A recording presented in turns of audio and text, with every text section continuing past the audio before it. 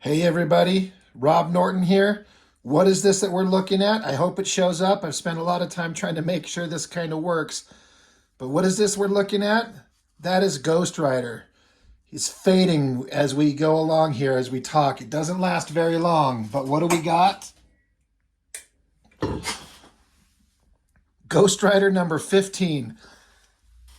And an awesome gimmick cover at the time. The white glows in the dark.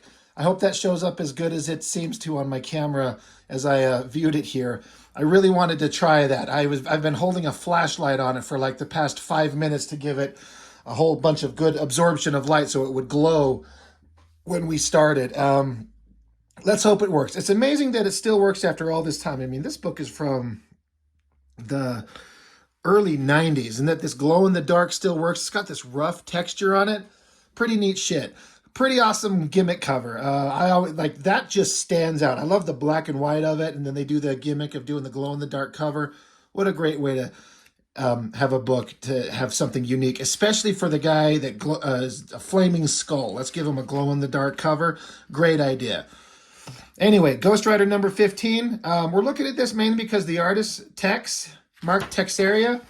I had one of my viewers request this, and you know what? I decided to dig out one of his books, and let's do this. I knew I had to. I've got several things with this guy, but this was kind of the first one I ran into. And as soon as I got the glow-in-the-dark cover in hand, I'm like, oh, we're doing that. So, Ghostrider, I didn't know much about the character. This might have been the first book of his I ever picked up. Again, based solely on that cover. And I've done a video or two where we talk about the importance of a cover and how much it makes you pick up a book. That's everything. You see a wall of books, and what's going to make you pick up something new? Well, the cover's got to look really good. It's got to be eye-catching. So this has got his name listed as Tex, but it's Mark Texeira. He's got a really interesting style, a very unique. I did a video before, a Punisher book that guest starred Ghostrider in it, and I've never thought that there's any artist that fits Ghostrider as good as Tex. He's got this way of drawing this disturbing horror, just off-putting style, and it's just something about it just fits the idea of this. He's the spirit of vengeance, like he's a spirit from hell riding a flaming motorcycle, super powerful. Now I say all that, and he looks like he's hurt, like his outfit's been blown open. We see his bone arm, and he's got like a sad look on his skull. He's a sad skull Ghostrider. He's in pain. I honestly don't remember or what it was that he encountered that put him in such bad way. But who cares? Let's just check out the artwork. This is pretty wild.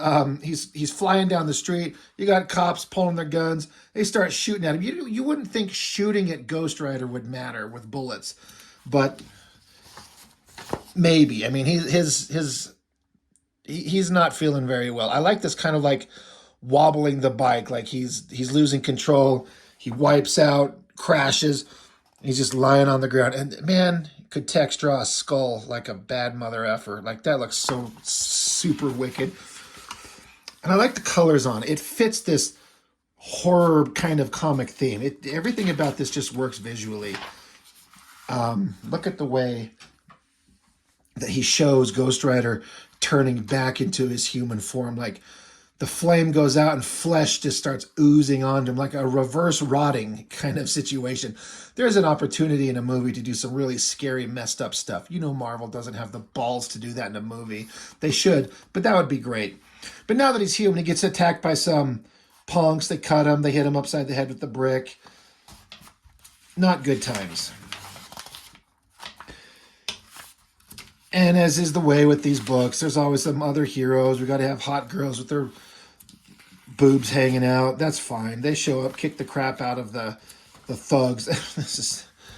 That's funny. Look at the way that they wiped out this guy. He just flattens his face onto the ground. That's really funny.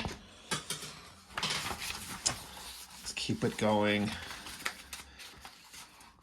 You know, you got Johnny Blaze, or not Johnny Blaze. Oh my gosh, why is my brain is not working on Danny Ketch, Jesus Christ. Johnny Blaze is the original, and Danny Ketch is this modern 90s version. Yeah, they end up kind of running into each other. I think Johnny Blaze has this awesome shotgun that fires like hellblast that blow up things. It's better than a shotgun, so that's always a good ability to have. Again, whoever chose these colors, I really like it. Look at this monster and the color and the lighting that they do on this. This whole scene. That looks really good, and it's a very sketchy art style, but he knows where to put every line to get the emotion across. It's very emotional, and it's something that's visually intense about it that you just can't help but notice. It stands out. This is not a Jim Lee X-Men comic book at all. This is something very different done by an artist who's got a very different style. I like the big screamy face. I like the background colors with all that like she's inside a machine, so it's dim lighting with just this technological stuff behind him. Looks great. Ghostrider's motorcycle shows up. I always like this version of it with this big kind of flat piece across the front of it. Really interesting design. Again, look at the color palette that the colorist uses here. I've got to, probably not a name I'm going to notice. Tex, I'm sure, does pencils and ink, so this color is Chiang. No idea who that is. They make some great choices here that just make this scene, the feel of this book work for what it is. It's just really great. And use all these kind of muted colors, and then when Ghostrider shows up, that's when you throw in the bright yellow, the flame. It makes him pop. I like the color, like the flame from his own skull gives a light source that highlights his own body. This looks really cool.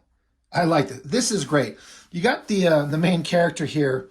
They're getting attacked by this guy. He's on the ground. It looks like maybe he's a vampire. I don't know.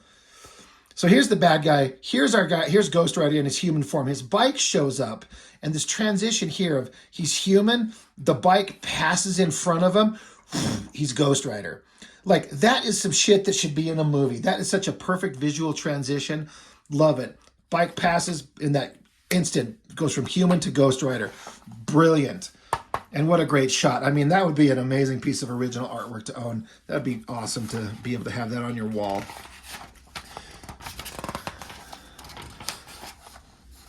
And then he gets blasted. Boom. You'd think that shooting a demon from hell, a spirit from the other world, normal weapons wouldn't affect him, but it looks like this guy Johnny Blaze is using his shotgun that shoots this special hellfire ammo, whatever it is. This is great. Look at this scene of them face to face. Big skull, the flames, the angry look on his face there with the glasses. That looks great, man. Tex he had something that no one else did. I know I keep saying that. And a lot of artists, you can say that about a lot of artists. Everyone has their own unique thing. The ones that are good, the ones that are standing out, they have something that no one else has. But man, this Tex guy has some wicked stuff. That is, boom.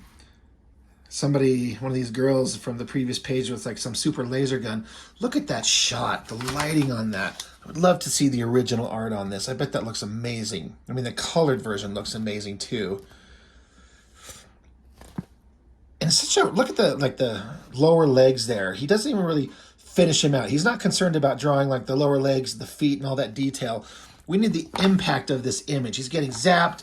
He's getting folded back as he gets hit in the back and he's coming forward. The skull, the arms, the gesture. Everything that you need of importance is right there. She's got her gun on him. Again, I love the light source of his skull projecting the light up onto her. Boom, she punches that gun into nothing. He's going after the bad guy. He's focused. He's determined. Bad guy here, they got to have their traditional superhero, you know, talk it out, go over whatever the hell they're talking about, whatever. Again, this text is using the double page layout. Not a double page spread like it's a single image, but you're not reading the single page here and then going over here. It reads across like this and gives them a really big canvas to draw some really great things here. Ghostrider's got the bad guy in a hold, and looks like it's Johnny Blaze is trying to decide should he's out there to take out Ghostrider. He thinks Ghostrider, who he used to be, is a bad demon, a bad spirit, and he's trying to send him back to hell. It's something to that effect. But which one of them should he shoot? So he fires his gun. Who's he going to hit? That's the whole, we got to do a page turn to see what comes up. I'm just really reveling in that skull. Looks really great. Boom, big explosion. Damn, that looks so good. Oh, I got to get this in frame here. Blam. Ghostrider's like, well done, Blaze. And that's what happened to that bad guy. He's all melted and messed up. Really good. And Ghostrider's going to pummel the ever-living shit out of him. When the spirit of vengeance wants to punch you with this fist, you know you're done wrong.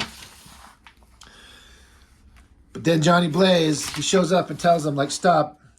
You're going to kill him. If you're trying to convince me you're not the evil spirit that I think you are, you're not going to be a killer, so you need to stop. And so Ghostrider takes off. They're going to do the standard thing and send the guy to jail so the bad guy can just get out later. Next issue, Spider-Man to team up with Ghostrider. That's always fun. So, just a super quick run through the book. Not really, like I do a lot of time, not really talking about the story, but we're here for the artwork. And that glow-in-the-dark cover.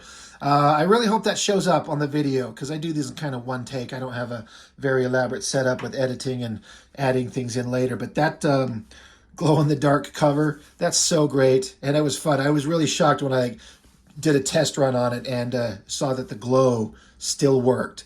So, anyway, got that here. Ghostrider, Texeira, we're going to be looking at more artwork from him. He's certainly one that deserves more spotlight, but I think his prime work, the best stuff he did was Ghostrider. He's just the most perfect fit for that character, and that's the pinnacle of my interest in him and what he did.